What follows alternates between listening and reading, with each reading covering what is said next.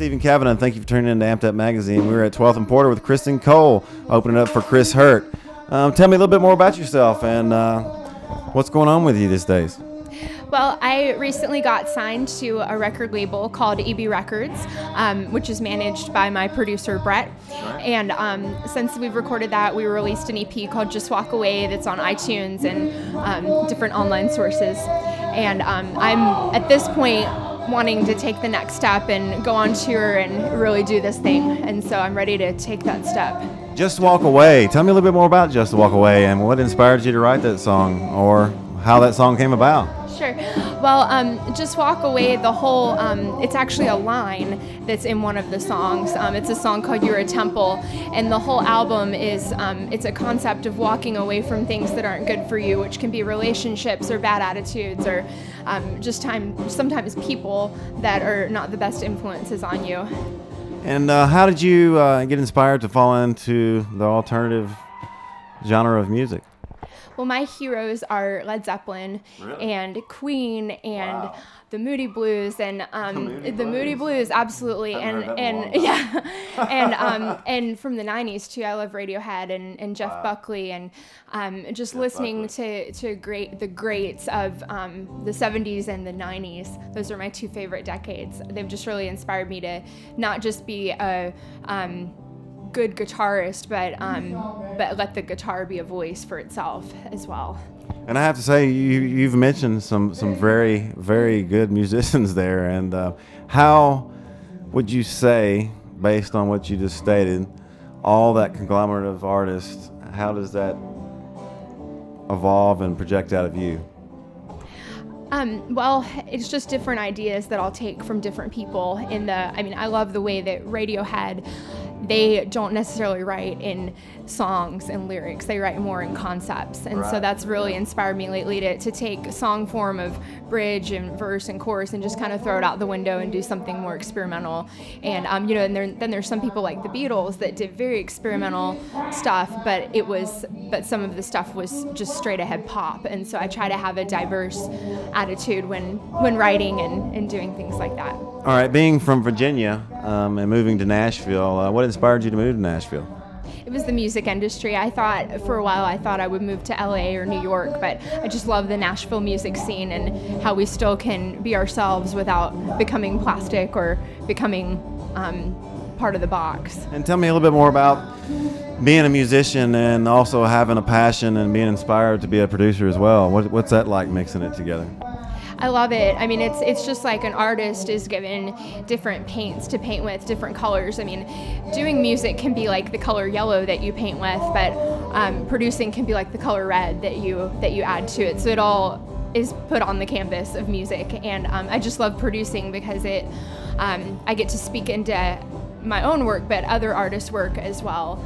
And so that's just so much fun for me to help them develop their own picture. Tell me a little bit more about when you started writing and what inspired you to write. Was it poetry? Was it heartache? Was it circumstances in your life, family? Were you trying to express yourself in a journal? What brought that all about? Well, there were definitely different chapters of my life that were involved with my writing. I actually started writing when I was about 4.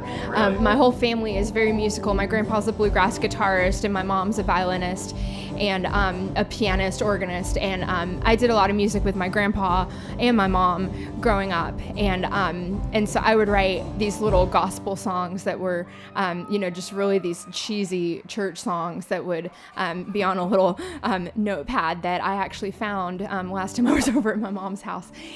And from there, actually for a while I wanted to be an artist, like that painted and drew.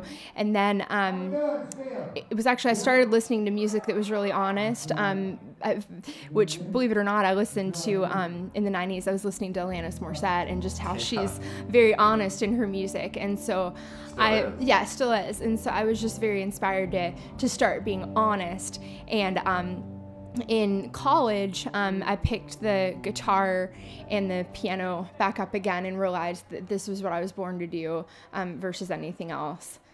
So you play piano as well? I do. And that being said, were you ever classically trained? Tell me a little bit background on the beginning stages of your piano learning. Well, I was actually classically trained on piano from age 8, and I used to have to do these classical piano competitions that would scare the living daylights out of me. And sometimes I get really bad stage fright, and I feel like those piano competitions helped me deal with that and just, you know, suck it up and just play. And so I was classically trained, and actually I got sick of the piano because of that. and so I migrated to the guitar, and then slowly came back to the piano when I realized that I could express myself on that as well. Tell us a little bit more about, you know, being in Nashville and your journey thus far that's brought you to this point, and how that journey's been, and the networking experience, the music business side of the experience, and the circle that you developed that's supporting you and helping you thus far and today. Well, things started to pick up last year when I was actually working on a girl that I coach. I do performance coaching and songwriting coaching, and a girl that I coach, she wanted me to produce and play on a CD that she was going to release.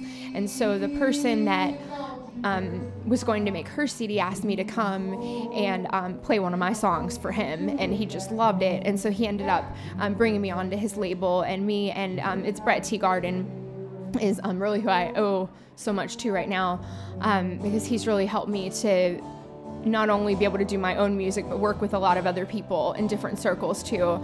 And so at this point, I'm just trying to play out as much as I can and book as many shows as I can and co-write with as many people as I can and play on as much stuff as I can, just to really get this thing going and taking that next step. Tell us where everybody can find your music and connect with you online and your social network, and tell us if there's any future shows anybody can come see you at in Nashville. Yeah. Well, I'm playing at the French Quarter February 18th, which is a Friday at 7 o'clock. And you can connect with me online with, it's on Facebook, facebook.com/Christen Cole Music, and it's CHRISTEN, and Cole, like the old king. You can remember my first name like Chris, and then the number 10, and that's how it's spelled. And I've got a MySpace as well, which is Christen Cole Music. And you can buy my album, Just Walk Away. You can search for that on iTunes, just under Christen Cole. Actually, if you Google Christen Cole, all of this stuff will come up. So if you know my name, you know what to do. Well, thank you for joining us, Christen, and everybody, keep your eye on Christen because she's coming. Thanks for tuning in. Tried to pull you closer, but I only pushed you away. Tried to be something different in the hopes that you would stay. But is this transformation even worth my time? Am I holding on to what will always be?